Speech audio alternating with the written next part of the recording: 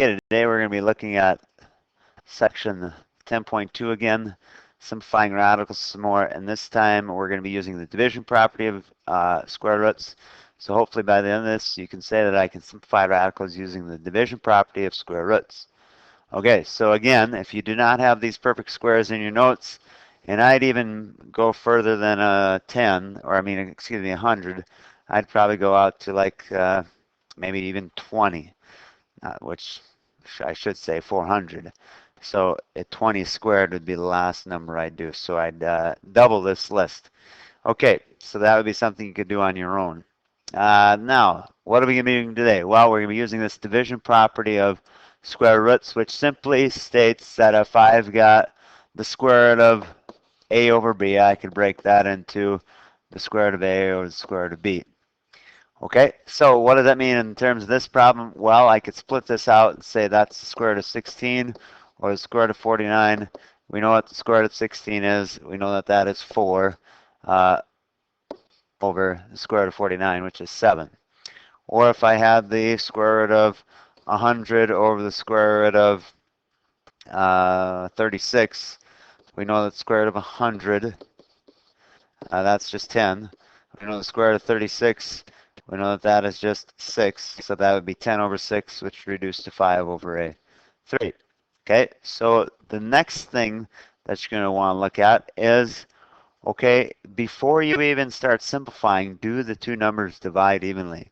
If they divide out, for instance here, the square root of 80 over 4, well, 80 over 4 is really the square root of 20. And then from there, we simplify like we were doing yesterday. Look for a perfect square that goes into 20, which would be a 4. 4 times 5 is 20, so I'd have root 4 times root 5. Root 4 is 2, so I'd have 2 root 5. Okay, let's look at a few more. So now, what about if I bring variables into the mix? Well, this is no different than what we were doing yesterday. The square root of 25, x to the 5th would go on top. Square root of 49, y to the 4th goes on the bottom. We know that the square root of 25 is 5. We could break that into the square root of x to the 4th and the square root of x, which simplifies just a little bit further to 5x squared times root x. Okay, that would be the top. On the bottom, the square root of 49 is a 7. The square root of y to the 4th is just y squared.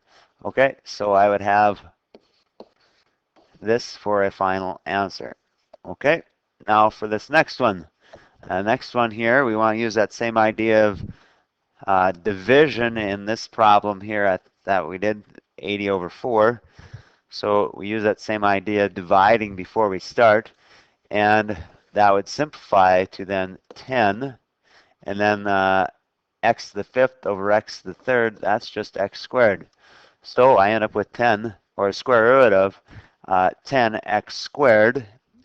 There is no perfect square in 10, so that just stays as root 10, and then root x squared, but the square root of x squared is an x, so this would become x times the square root of 10, or x root 10, for a final answer. Okay, what else might you see? Well, we might see a radical in the denominator, and it is improper to have a radical in the denominator. So to clear that radical out, we multiply by a form of 1. Because multiplying by a 1 doesn't change the value of a number, so we multiply by root 5 over root 5. So on top, I would get 2 root 5, and then root 5 times root 5 is really root 25, but root 25 is just 5. And really, if you took root 2 times root 2, you'd get root 4, which is just 2.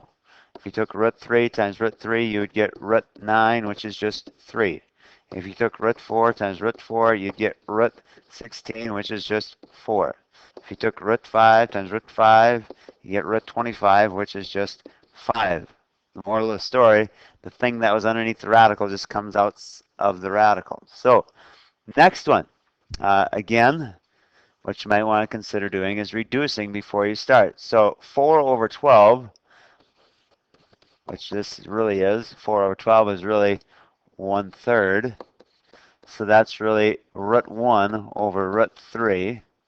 So to simplify this, we know the square root of, we could multiply here by the root 3 over the root 3. On top, I would get a root 3. On bottom, I would just get 3. So this would be the simplified version. Okay, let's try some of these now. Okay, so we've got two things underneath the radical on top and bottom. So the first thing you might want to look at is your ends, and you could see that that would simplify. So I'd have 2 times root 3n over root 5. And then to clear out the root 5 in the denominator, you just multiply by root 5 over root 5. And so you would have 2 root 15n over 5. Okay, let's look at this next one.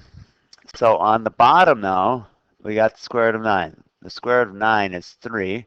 So I'm going to simplify that piece.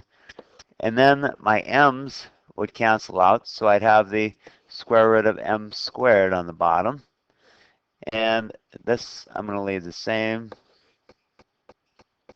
So on the bottom, what do you get? You get 3m. Because the square root of m squared is m. On top, again, you look for perfect squares, so that would be 4 and a 10. So the square root of 4 is 2, so you'd have 2 root 10 over 3m. Okay, so hopefully this makes some sense. Again, we're going to do more examples in class, but this is just to give you a taste of what you're going to be doing. Okay, and that is a wrap on division property.